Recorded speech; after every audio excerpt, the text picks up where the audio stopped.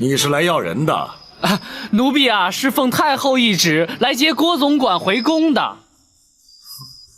本王在此做主，将郭槐留下，一切回宫去吧。奴婢可是奉了太后的懿旨啊！大胆！奴才竟然顶撞本王！奴婢不敢，只是回去接不回郭总管，无法向太后交旨啊。好，本王就让你回去有个交代。展护卫，先皇御赐金简在此，所到之处，有如先皇亲临。万岁万岁万万岁！娘娘，您还没安歇呢。哀家怎能睡得着啊？娘娘，奴婢已有个万全之策，请娘娘宽心。哀家不知还能有什么办法，你说。李妃陈琳若不在人世，想必八王爷也不会旧事重提。如今他们两个都在开封府，奴婢派人今夜就去把他们两个斩草除根。陈琳进京你都拦不住，更何况开封府还有展昭在。那些江湖人早已离开了，一个展昭他分身乏术，奴婢只要杀掉他们其中一个，他保证就难以翻案了。若是刺杀不成，岂不反成了包拯的口实？那就连包拯一块杀。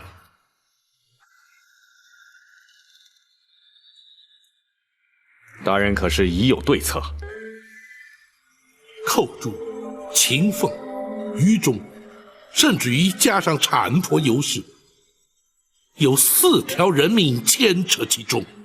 如今已不单是为娘娘平反，而是涉及无辜命案。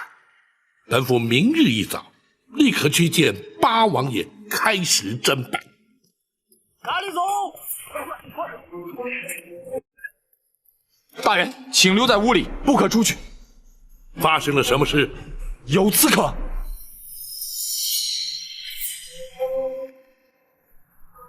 站住！俺是何人？有人进府行刺。老夫人放心，有我们在。老夫人，展大人就在门外，谁也休想闯进来。守住封门。是。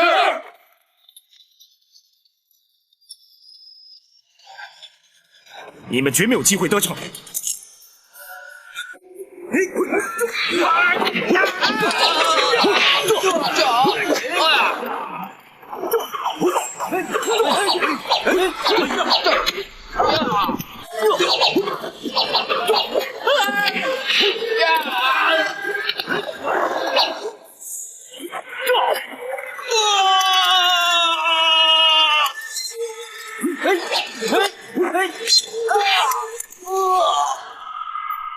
什么人前来行刺？对象是谁？回大人，来了几十名黑衣人，分批往不同方向而去。他们的确是有备而来，目标应该是针对老夫人和陈总管。他们是要杀人灭口，让本府死无对证。快，走！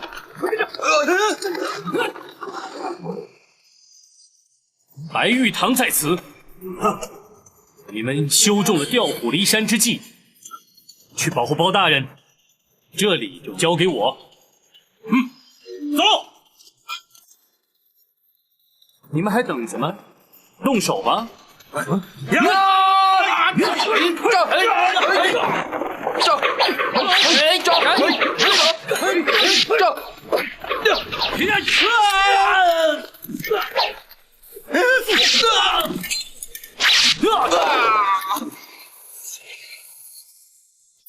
谁？是我。大人，外地的情形如何？展大人和张龙、赵虎保护老夫人，白玉堂在府衙门口挡住刺客。你为何不带人前去助一臂之力？白玉堂担心刺客调虎离山对大人不利，属下已将衙役派驻在书房外。他们这是孤注一掷。你们这些拿钱办事的杀手，根本就是江湖败类。今天碰上我白玉堂，算你们倒霉。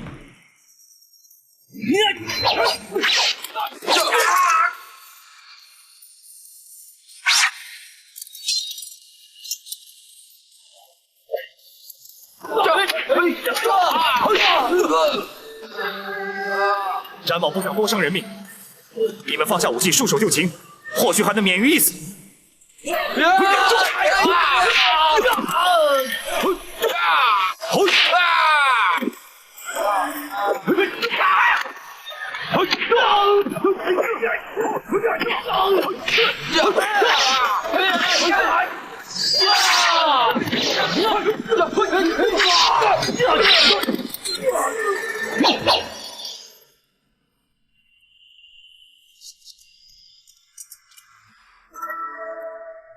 娘娘受惊了。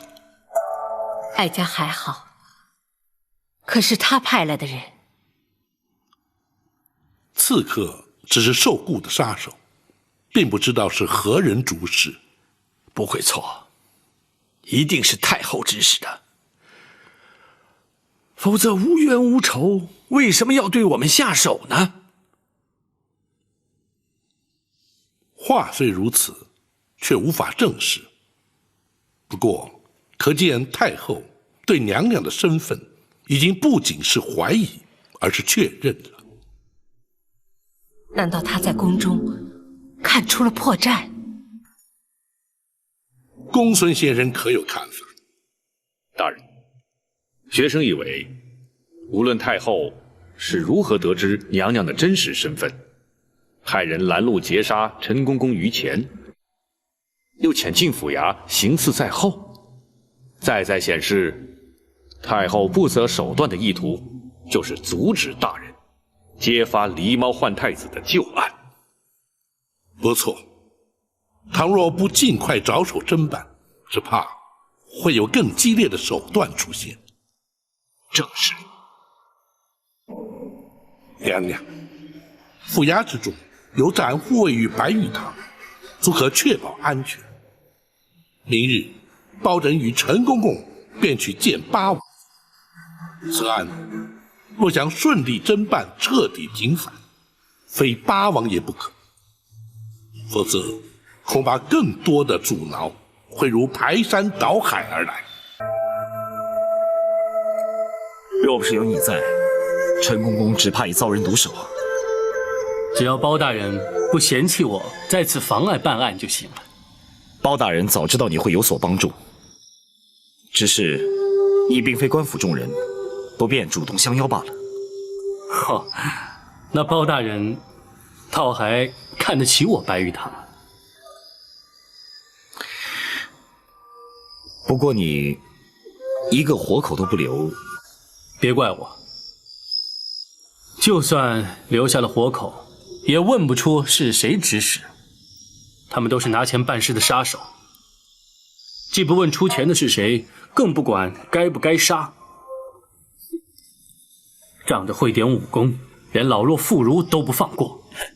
这些人根本是死有余辜。毕竟还是一条性命，往后还是手下留情。哦，这有点不像江湖人的作风啊。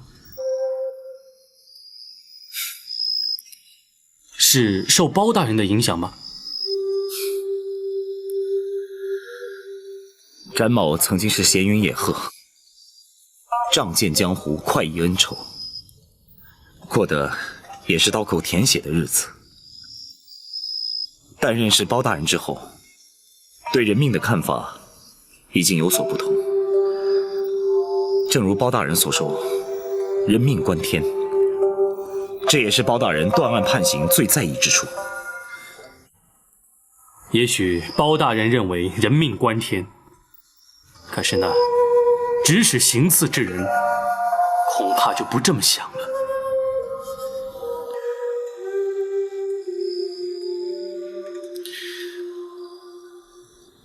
奴婢该死，没想到那帮杀手根本就没用。所以李妃和陈琳都好端端的活着。是，奴婢会再想法子。不必了。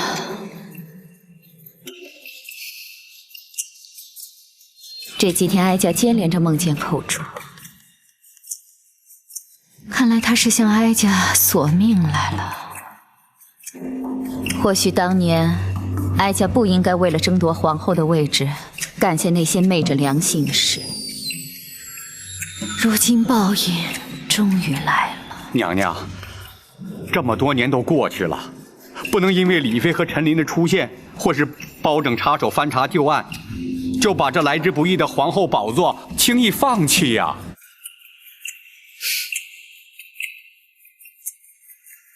不放弃行吗？当然行啊，娘娘，你可别忘了，还有皇上啊。皇上？啊，皇上对娘娘像亲生母亲一样孝敬。别说是李妃陈琳，就算是寇州死而复生，只要娘娘您和奴婢矢口否认，那皇上相信的，毕竟还是娘娘啊。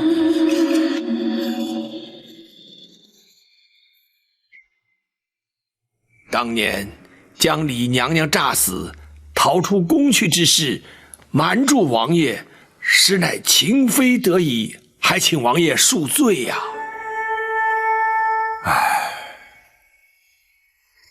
本王又岂会料得到，其中竟会有如此的曲折。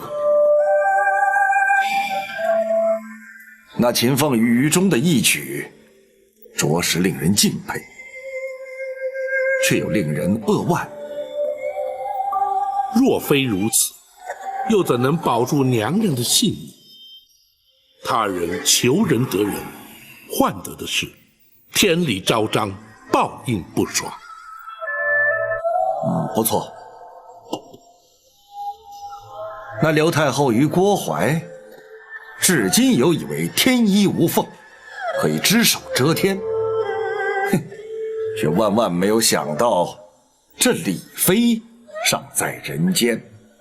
不，他们不但知道，而且昨夜还派人前往府衙，企图行刺娘娘与奴婢呀。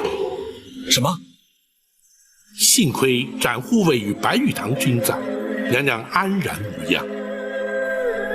真是岂有此理！他们竟然想杀人灭口，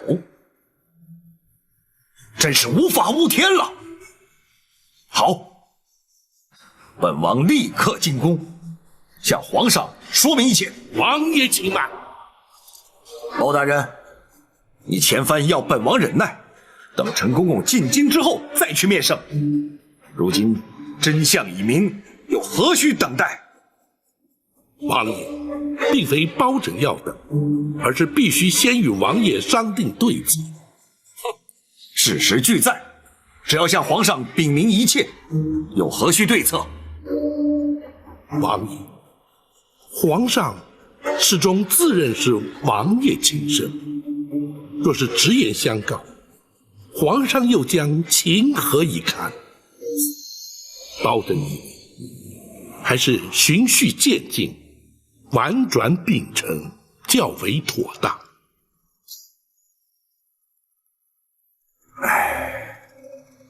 不错，如果要他立刻接受，的确也太残酷了一些。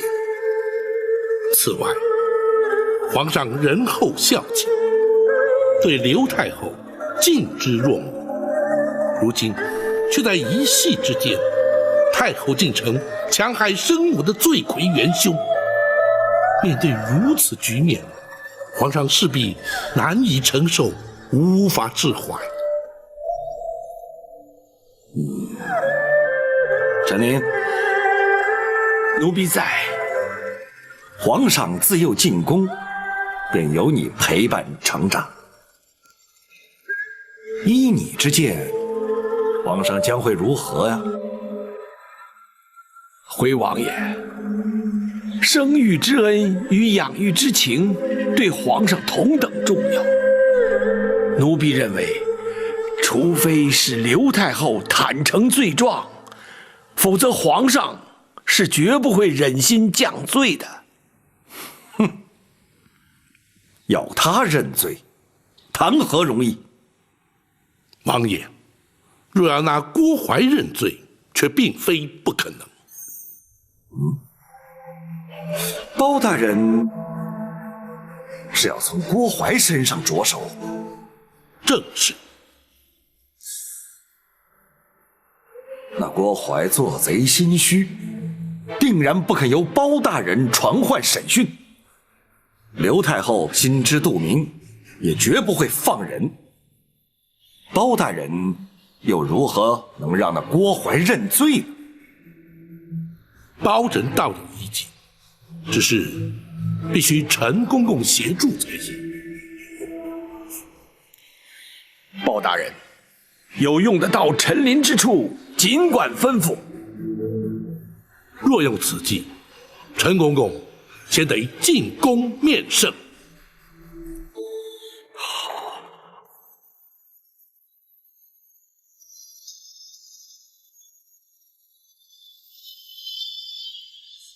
亚父，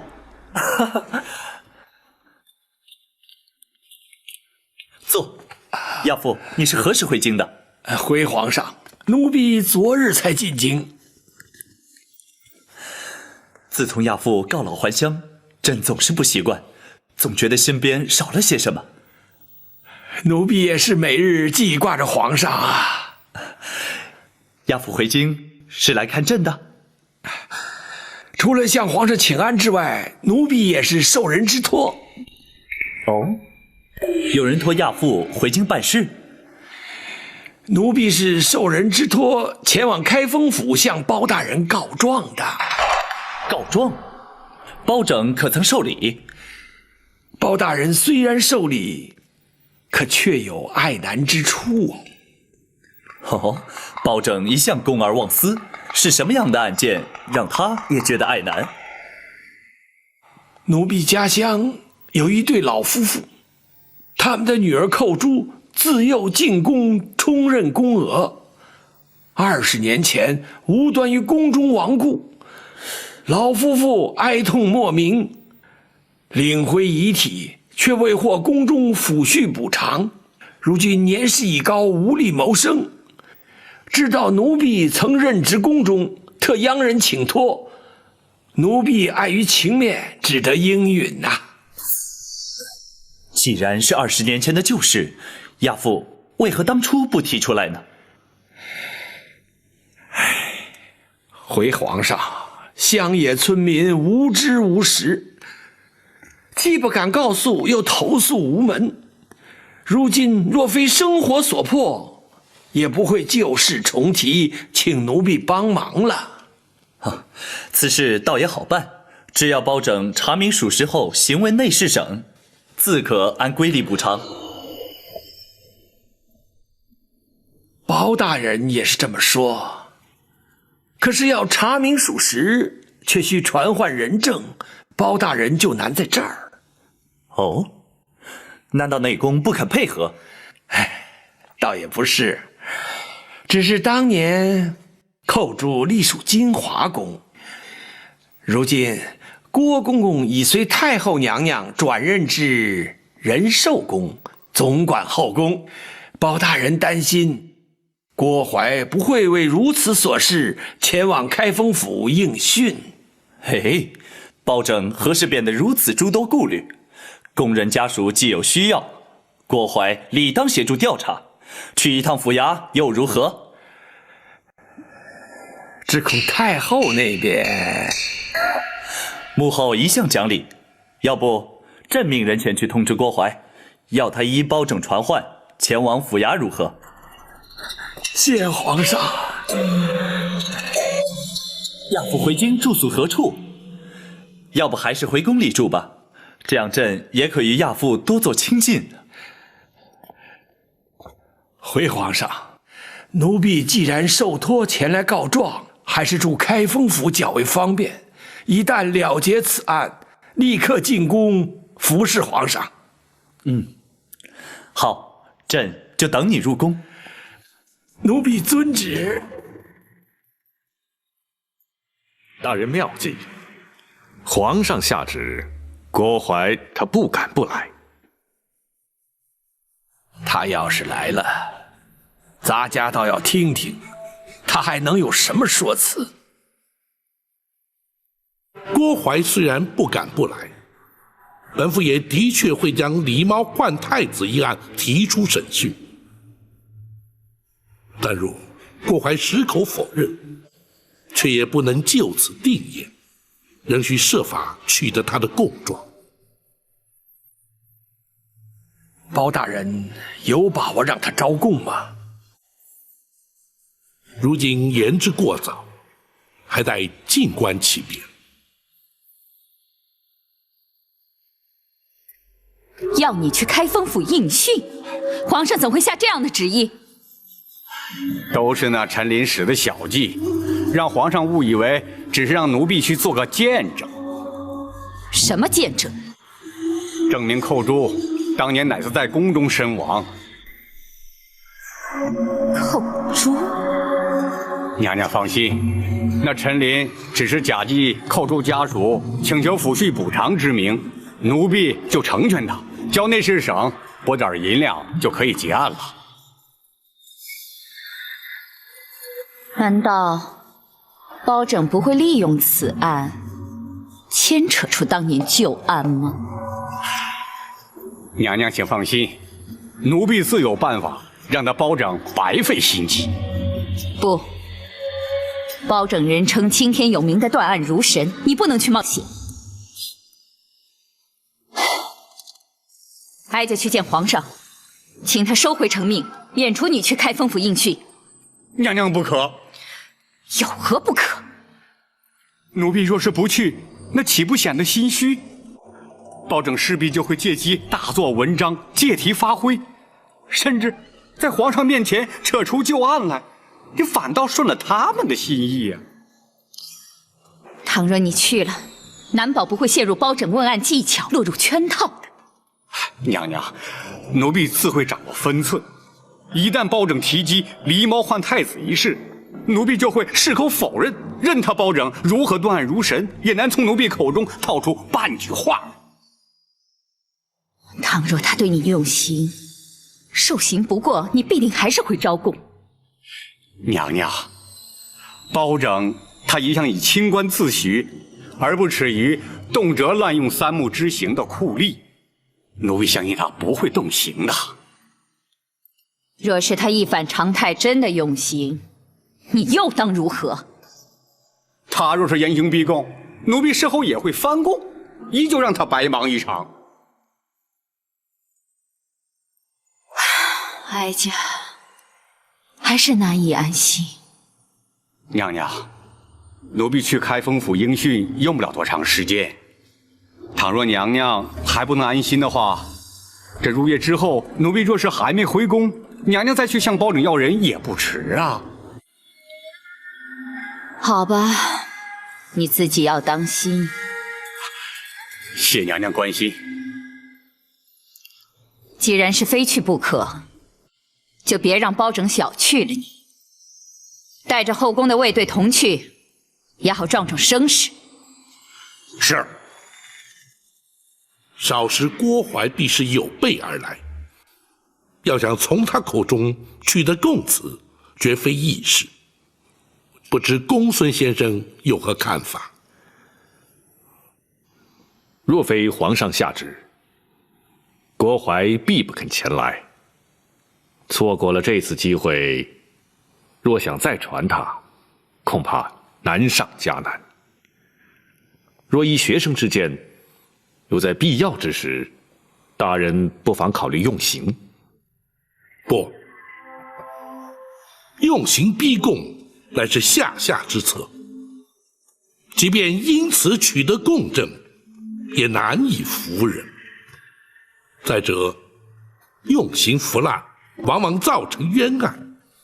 开封府乃是金鸡要地，又岂可助长此风？大人，请恕学生直言。所谓通权达变，面对如郭槐之辈如此重大之案，若不用刑，恐怕无法让他俯首认罪，令案情真相大白。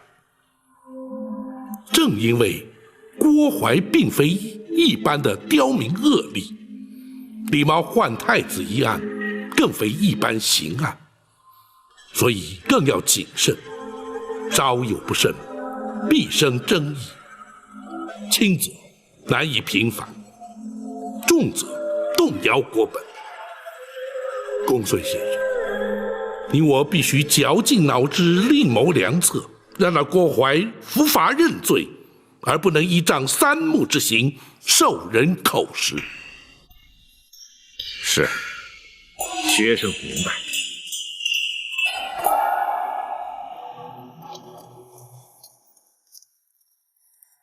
大人，包大人传召，有何吩咐？本府今日有一重大案件待审，审得清，则可平反一桩冤案；若审不清，恐连本府都将遭到牵连，难以幸免。故而急需您二人鼎力相助。白玉堂本非官府中人，本府不便透露案情。包大人不必顾忌，白玉堂不需要明白案情，大人只需要交代我干什么即可。好，老夫人的安危就由你来负责，若有其他需要，再知会于你。好，我现在就去。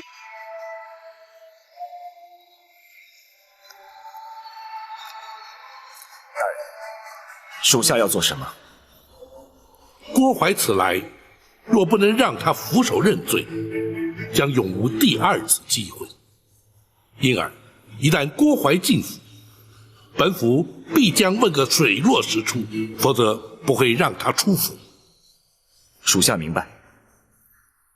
展护卫还要确保，在审讯期间不能有任何外人入府干扰。大人放心，属下保证将开封府变成铜墙铁壁，滴水不漏。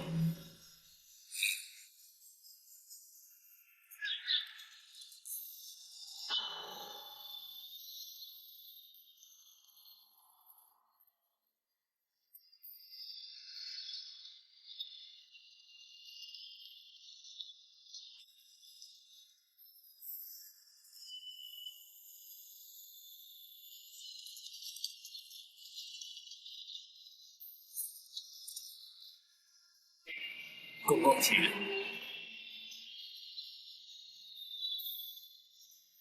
压轿！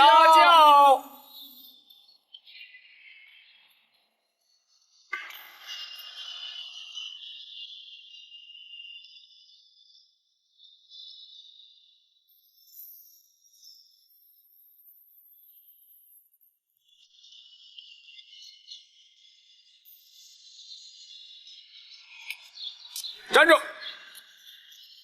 来者何人？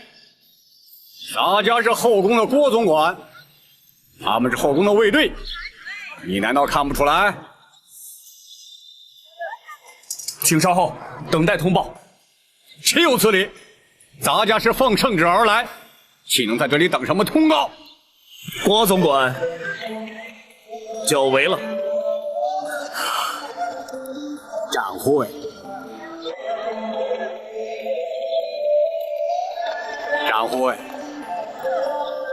郭总管奉旨而来，怎可怠慢？是，郭公公，请。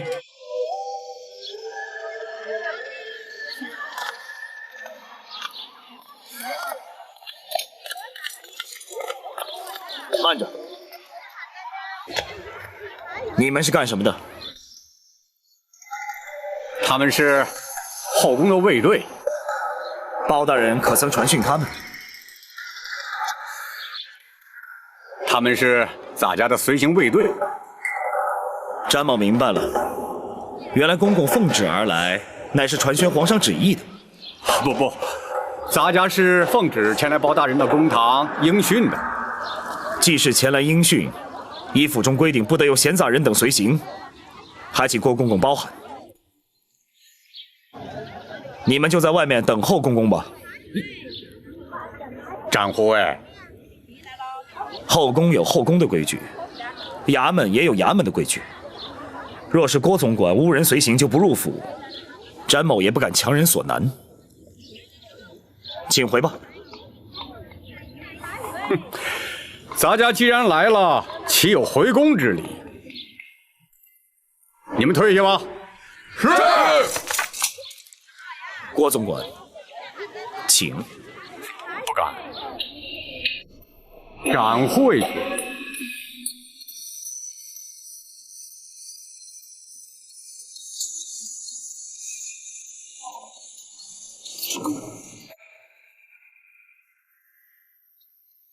郭公公亲临开封府，协助本府审案，在此谢过。好说，包大人既然用得着咱家怎能不来啊？只是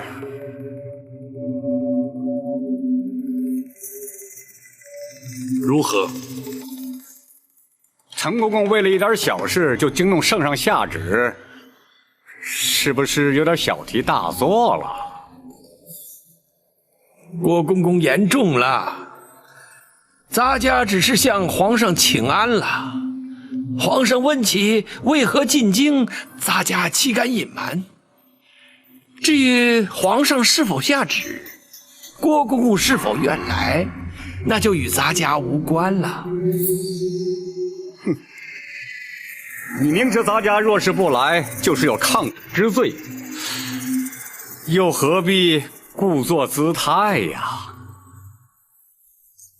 如今郭公公既然来了，又何必多做计较？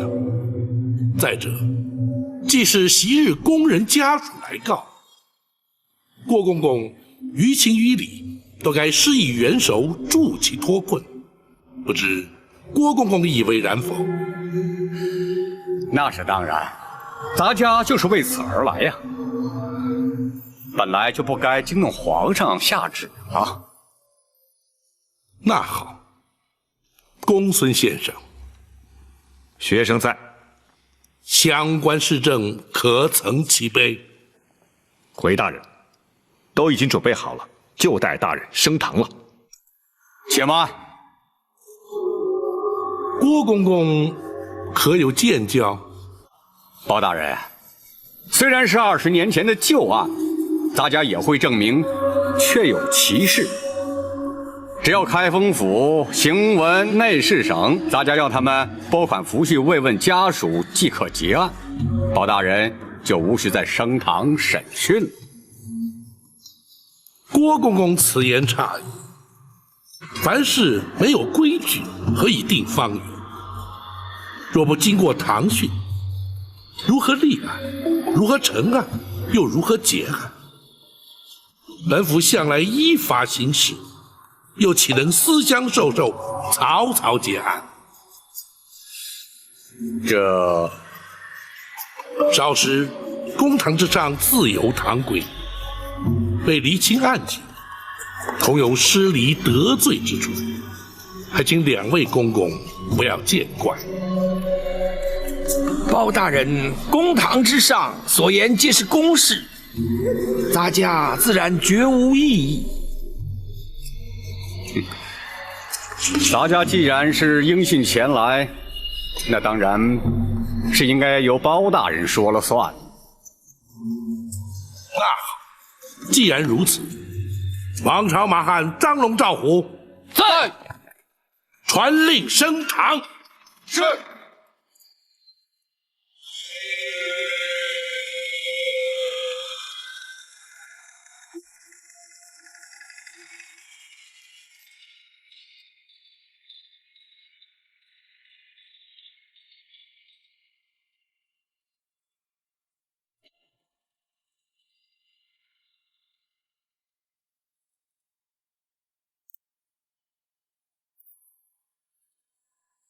本府今日审理的，乃是20多年前宫中一桩旧案。前内侍省首领太监陈琳，受苦主家属委托，是为原告。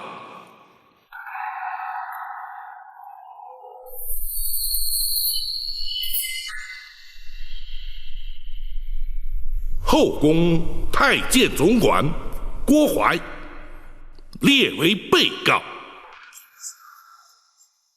包大人，咱家是前来应讯作证的，这如今却怎么成了被告？苦主寇珠当年身亡之时，任金华宫承御之职，当时你乃是金华宫总管，自当列为被告。包大人，原告未必有理，被告未必有罪，你又何必担心？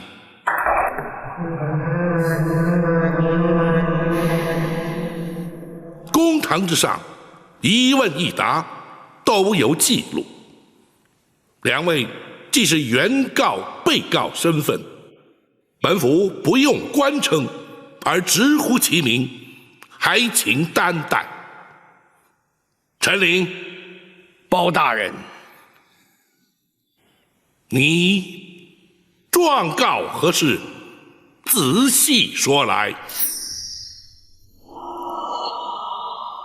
多年前，金华宫承御寇珠无端身亡，金华宫却未依公例慰问家属，发放恤金。如今寇珠父母年迈贫苦，难以为生，委托咱家状告金华宫，请求补发恤金。郭槐，包大人，你可有说辞？包大人，当年寇承御乃是自尽身亡，因此未予抚恤。如今家属状告咱家，也不给予刁难，退堂之后立即补办补发就是。当年那寇珠是因何自尽？包大人，这已是20年前的旧事，又何须再提？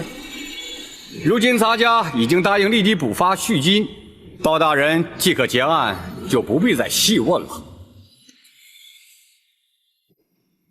不，恤金虽是由后宫发放，却也是民脂民膏，朝廷公堂，当发就发，不当发又岂可胡乱发放？若是不能问明缘由，本府又如何结案？包大人啊，郭槐，那寇珠究竟是什么原因自尽身亡？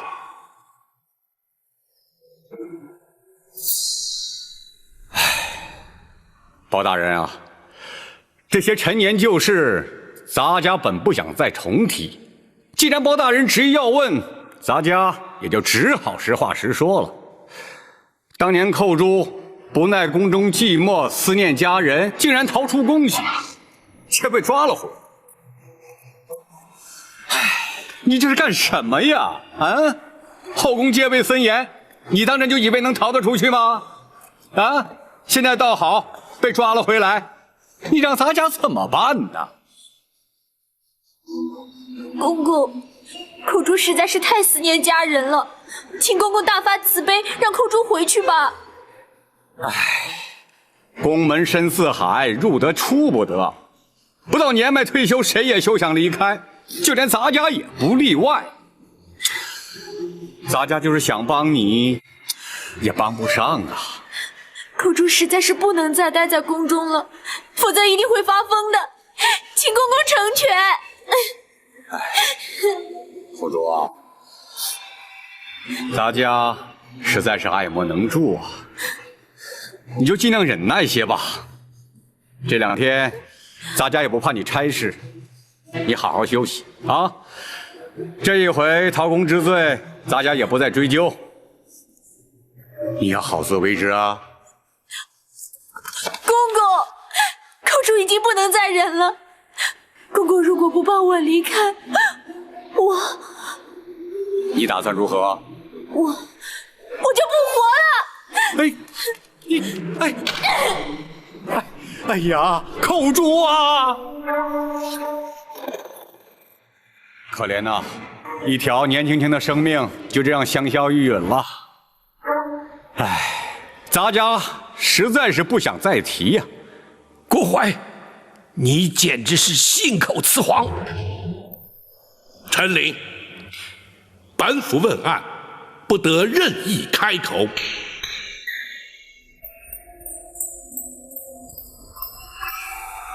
郭槐，倘若你所言属实，为何本府派人遍查当年进宫门卫日志，却并无寇珠潜逃出宫被捕纠办的记载？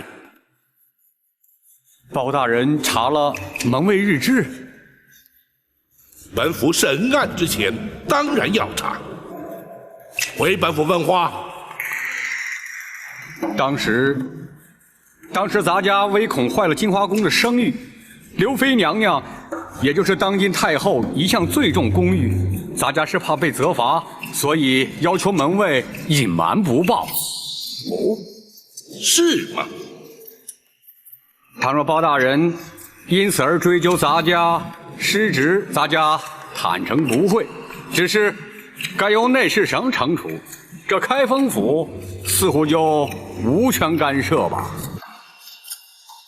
不错，本府的确无权干涉。然而，那寇珠身亡之后，遗骸却必须送出宫去，交开封府验尸定验。本府直司开封府府尹，恰恰有权干涉。公孙先生。是。历年来，开封府文书案卷均有归档移交。经查，金华宫承玉寇珠，乃是因为头骨遭撞击破裂，流血致死。那的确是他自己撞的。郭槐，目前并无人认为寇珠是他杀。你又何必急于解释？是咱家多言了，包大人勿怪。公孙先生说下去。是。验尸单上明白记载，尸身上有多处外伤，疑似遭皮鞭抽击所致。显见，死者在生前曾遭人施以鞭刑。哦，包大人，这寇珠身上为何出现鞭痕，咱家实在不知啊。或许是旧伤痕招仵作误判所致啊。就你适才所述，当年你非但未曾责罚寇珠，甚至对他安慰有加，更遑论对他用刑了。的确如此，包大人明鉴。启禀大人，尸单上还另有记载。说。是。从血渍的情形以及伤口来研判，仵作断定，鞭伤与头骨破裂致死，乃是同一时间造成。不可能！郭槐，本府倒要听听你作何解释。包大人，咱家的确没有对他用刑，或许是仵作验错了。你或许不知官府中的规矩，本府不妨告知于你：仵作验尸程序周密，除仵作本人，还需有相关衙差从旁见证，签押为凭。入殓之前，更有他人复验，一切无误之后，方可结案。其所以如此繁复，原因无他，只因人命关天。你说仵作验错，本府却可断言，在经济重镇的开封府，几乎全无可能。包大人，适才，你为何要言谎？你为何要对寇珠施以酷刑？他可是受刑不过，宁可求死。你又为何要以酷刑将他逼死？凡此种种，原因究竟何在？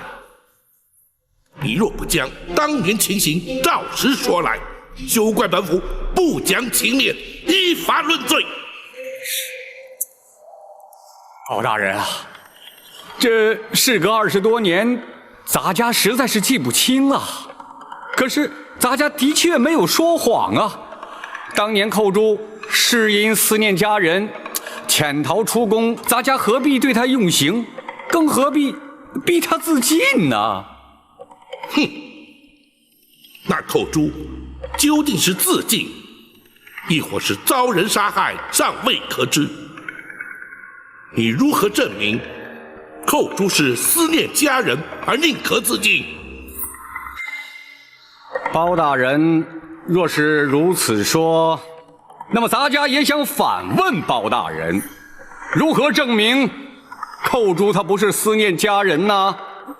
很简单，当年那寇珠入宫之前，根本是个孤儿，何来家人思念？哼！臣府诈称寇珠家属为抚恤赔偿上告而将你引来。本府真正要审要查的是，你为何要对他严刑逼供，置他于死？你竟然设计咱家！咱家立即回宫，请太后娘娘做主。站住！今日你来得去，去不得。包大人，难道你想把咱家强行扣住？即便如此，又有何不可？哼！包大人，你可别忘了，咱家可是后宫的总管，要动咱家，你得先问问太后娘娘。郭槐，若你以为搬出太后就可让本府却步，那就大错而特错。如今你乃是本府审理侦办的杀人凶犯，本府依法将你扣押，便是在皇上面前，本府也毫不退缩。你还想心存侥幸不成？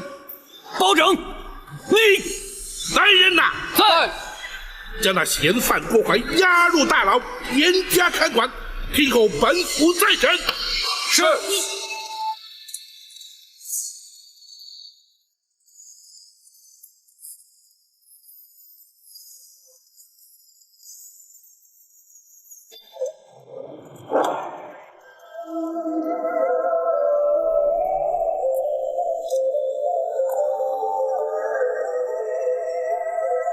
郭槐郭总管应包大人之邀，留在府衙继续聆讯。你们可以先回去了。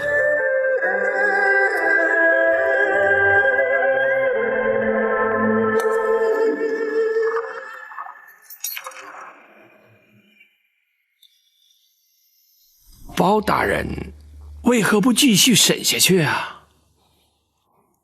郭槐在应答之间，显然是有备而来。关于寇珠自尽身亡一事，更是早已设下说辞，可见此人刁钻沉稳，兼而有之。若是逼问狸猫换太子一案，必定无功而返。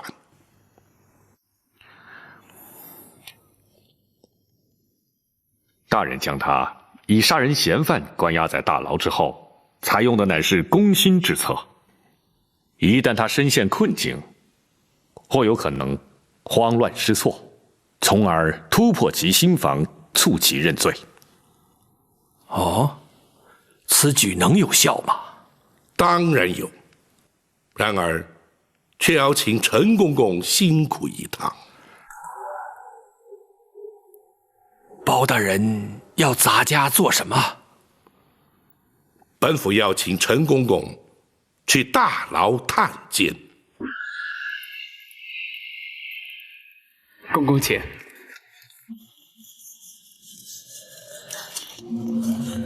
嫌犯就关在这儿。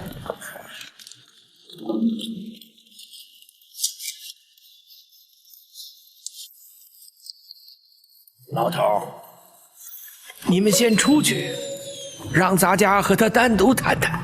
是。走吧。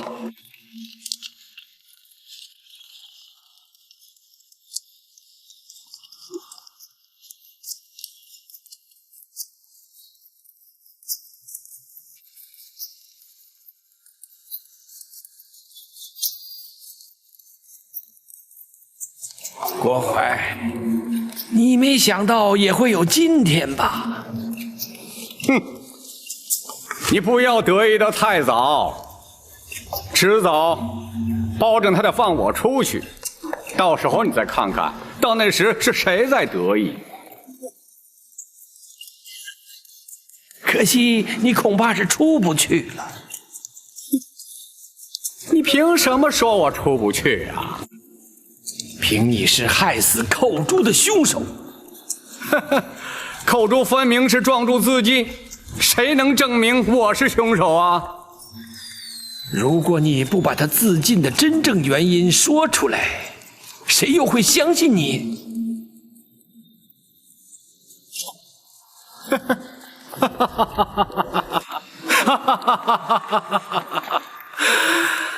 呀，陈琳呐，陈琳，我看你是白费心机了。此话怎讲？你在皇上的面前编造谎言，把我骗了。包大人又煞有介事的升堂审问，这目的不就是想变着法的把话从我口里套出来吗？哼！你想我会开口吗？啊？从你口中套出什么话来？哼！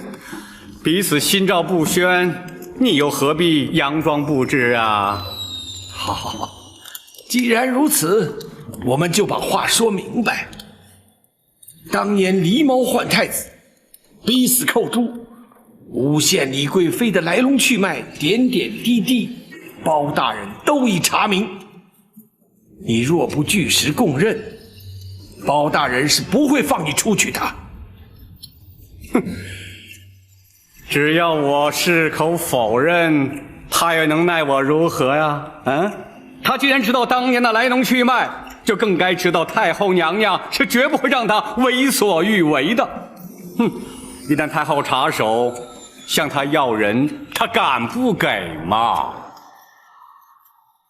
倘若在太后插手之前，包大人就把你作为害死寇珠的凶手予以处斩，又当如何？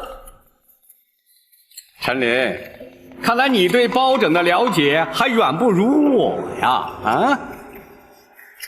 一个公正廉明的包青天包大人，他岂会在无凭无据的情形之下将我处决啊？你，哼！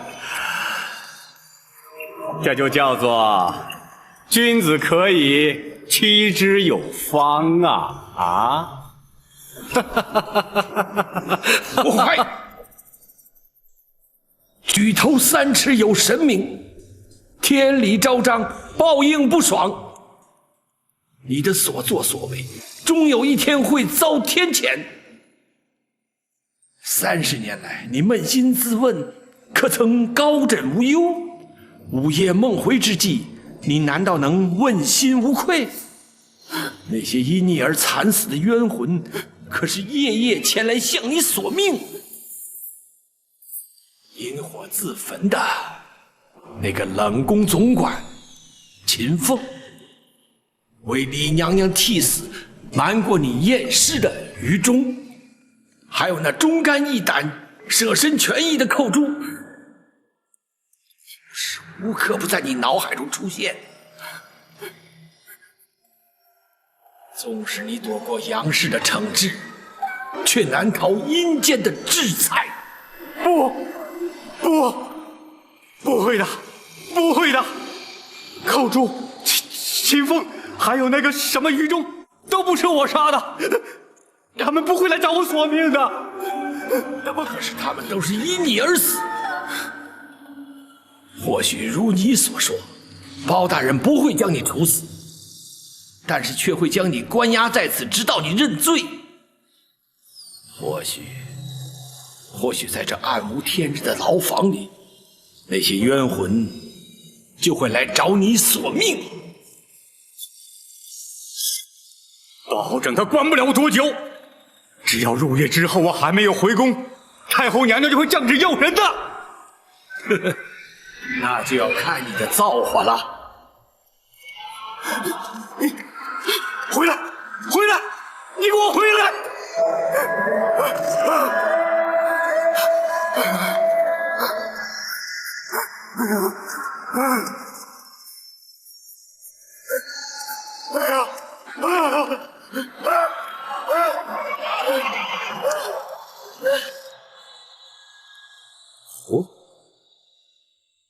他竟然料到本府在无凭无据之下，不会将他处决。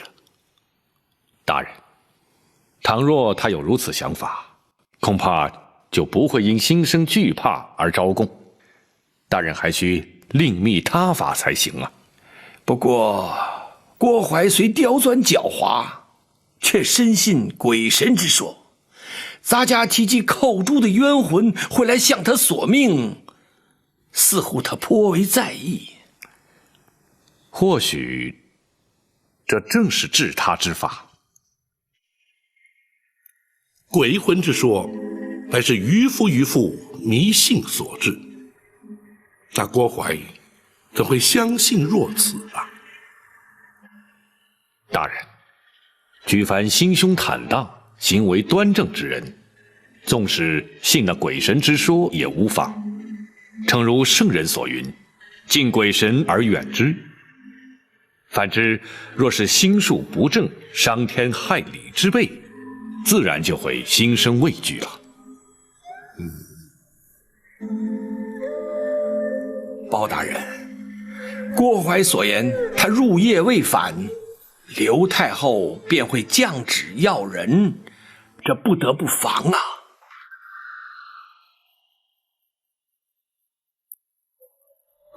公公无需担心，本府已有万全准备。哦，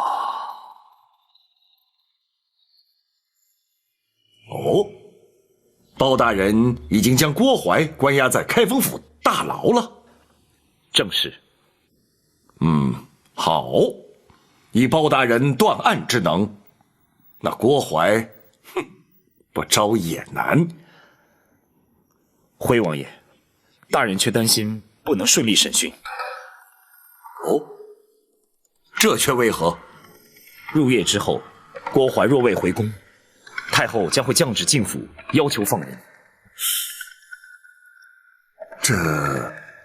那如此一来，岂非前功尽弃了吗？孤儿大人命展昭前来，请王爷务必亲往开封府走一趟。包大人要本王去？大人说，若要对抗太后遗旨，非八王爷亲临不可。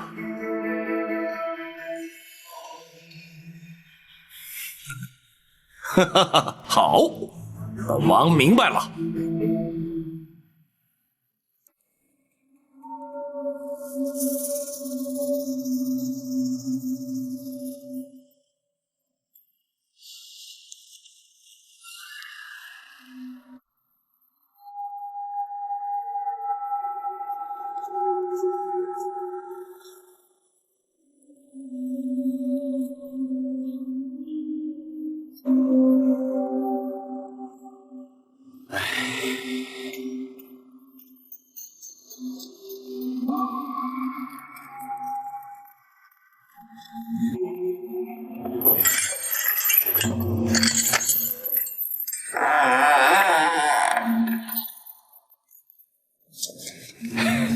够公公，请用点酒菜。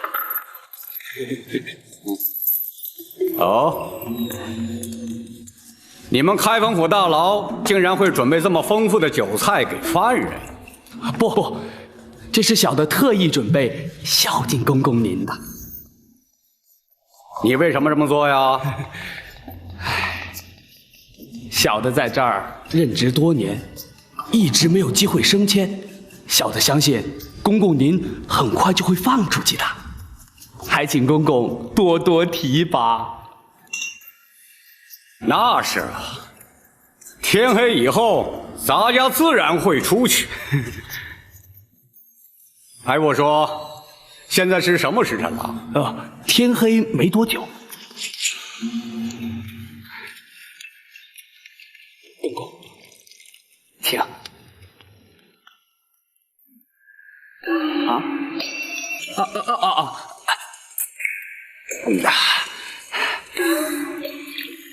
公公，这回可以放心喝了吧？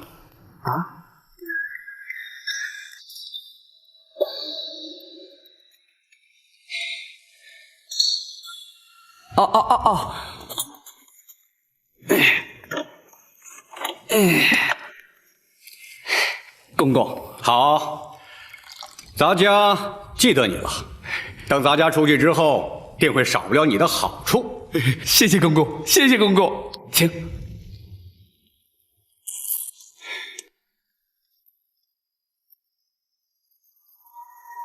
娘娘。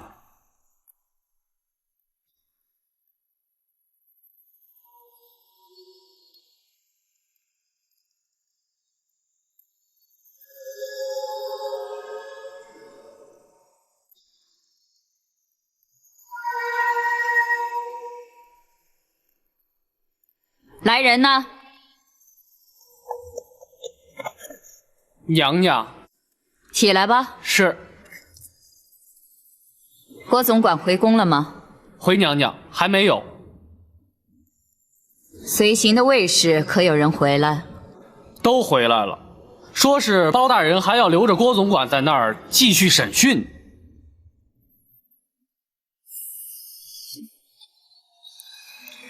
这包拯他真敢！去开封府传哀家的懿旨，要他们立刻放人。遵旨。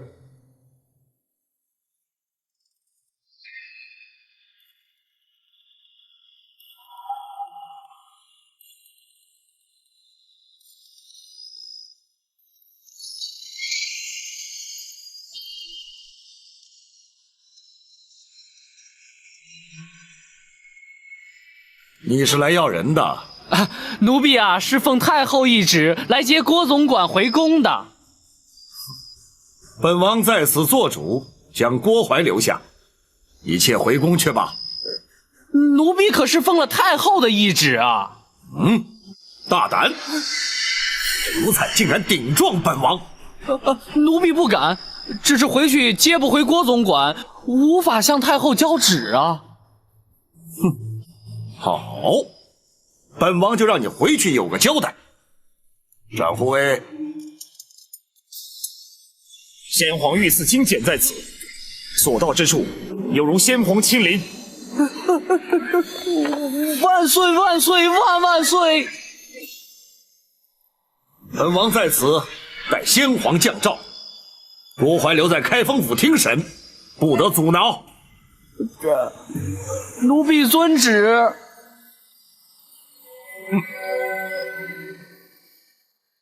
若非王爷亲临，请出御赐金简，包拯只怕不得不将那郭槐释回。包大人总算有用得着本王的时候了。